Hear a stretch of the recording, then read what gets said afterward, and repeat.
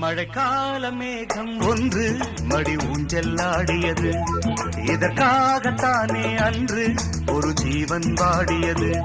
மழைக்கால மேகம் ஒன்று மடி ஊஞ்செல்லாடியது.